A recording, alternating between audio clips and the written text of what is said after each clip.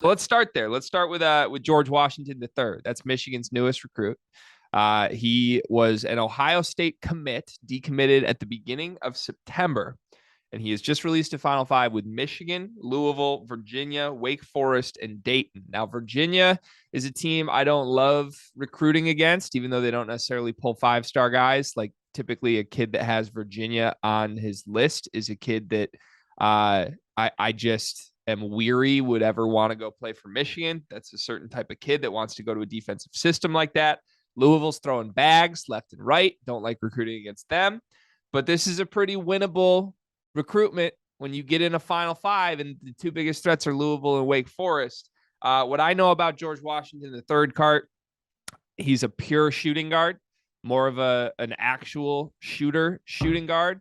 He's an archetype that I don't think Juwan Howard has prioritized in his time at Michigan. If you look at the guys he's recruited, he's really recruiting a bunch of hybrid 3-4 types. He's recruiting true bigger wings. He's recruiting centers, and he's recruiting point guards occasionally, either from the portal or from the high school scene. He hasn't gone after true shooting guards except for Kobe Buffkin. And red alert, he needs to go after shooting guards because all they have is Kobe Buffkin. So I'm in on this recruitment. I like it. What do you know about George Washington III, and what do you make of Michigan's chances? So, I mean, I see him as and I might be wrong, but is he more of an undersized kind of two guard, like a more of a combo guard, like 1-2? Weight wise, he's very small right now. I don't know if that's just he needs to put on muscle, but Okay. I think he's like 6'2". Okay. Yeah. No, I think for me, it's just an interesting recruit because of what you said. Like, I feel like the archetype for like what Jawan and the recruiting trail, what he's been doing, is he's just been getting like big guys or big wings, or if they are undersized, they're undersized bigs, basically like utility guys, like Terrence Williams type players. But I think this would be a good fit, especially if he could be put in with, let's say the returning pieces you would have. I think shooting is a question. Shooting is something that will be missing from this team. So adding a shooter never hurts. But I also think that you have all the right to be afraid of schools like Louisville and Kenny Payne, because say what you want, the bags are coming out for them, and they haven't done the best job at recruiting guards in this cycle. So they could be going all in on trying to get George Washington III. So it's gonna be a tough recruiting battle. Always going against Tony Bennett, like you said, is tough as well. But I mean, in the game of basketball, when you're recruiting shooters, it's never a bad thing, especially you're taking a shooter away from another Big Ten team that you could play a lot in Ohio State, who he decommitted from, like you said. So I think it's a win-win. I do think it's fascinating the element of he immediately decommits from Ohio State and immediately adds Michigan onto his list. Is he an Ohio kid? He's an all Ohio kid. Yep. So I don't know. I don't know that maybe there's some like revenge on his mind here. If so, I would love that. Michigan rarely gets in the like flip a kid situation here. Actually, the most iconic Michigan involved flip situation I can remember was Cassius Winston took Michigan State immediately after John Beilein took Xavier Simpson.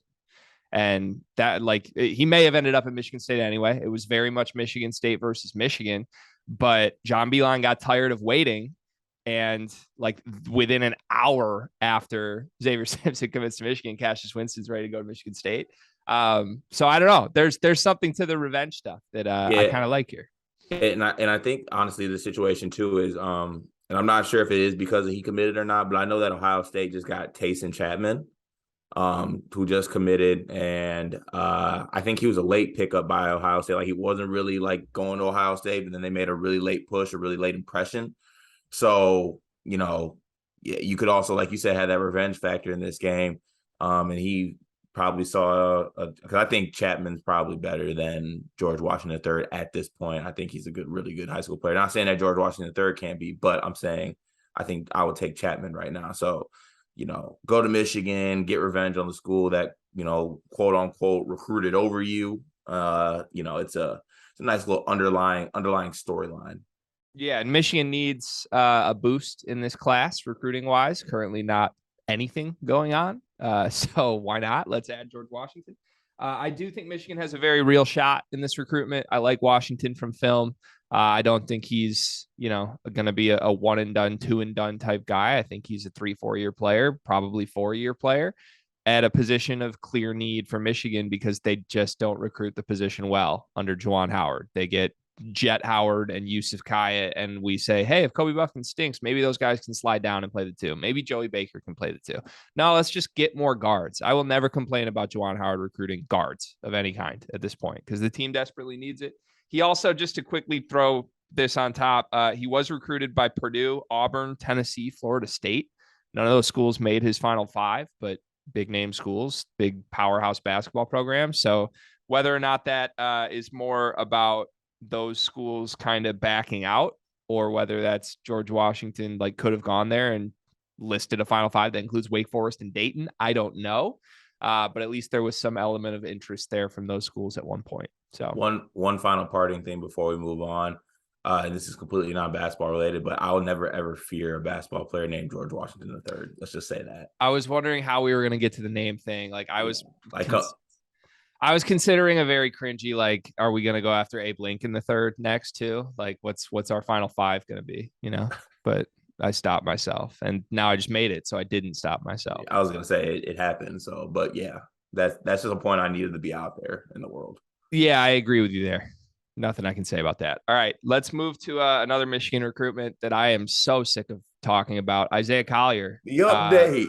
The update. Look, we're obligated to do this partially because we don't have many topics in the end of September for college basketball, but also because it's a big deal. He's number one recruit in the country, and Michigan needs him. Okay, let's call it what it is. There's now future casts coming in for Collier to Cincinnati. 2 came in fact, in the last week for Collier to Cincinnati. And there are also insiders holding firm that it's USC. I think there's one future cast from a very reliable source that is at a 75% confidence rate that he's going to commit to USC. UCLA and Michigan, nobody feels confident saying he's going to go to one of those schools. Maybe it's USC versus Cincinnati. I don't know. I'm sick of talking about this. My take is that nobody knows. Everybody wants to be the people who know, including us, and nobody knows. Yeah, well, I'm going to go ahead and put in a Carter cast right here.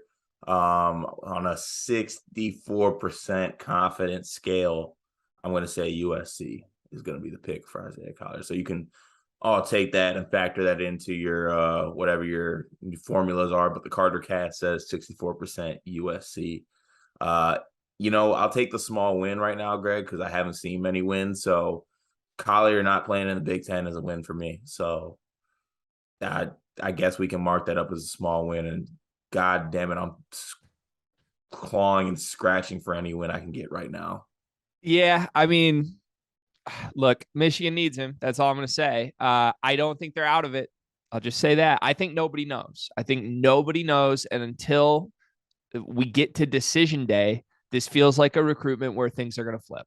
Yeah, so, it's one of those rare recruits in today's day and age where it actually kind of is close to the camp and secret.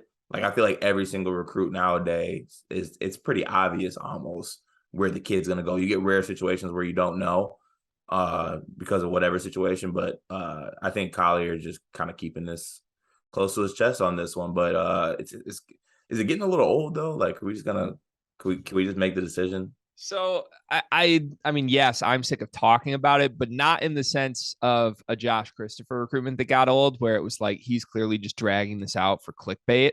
No one should be upset with a high school kid, no matter how they do it. But at some point, I was like, come on, dude. It really made me disgusted at Josh Christopher and who he is. I don't feel that way about Collier. I think him and his family are just quiet and don't want to talk about it.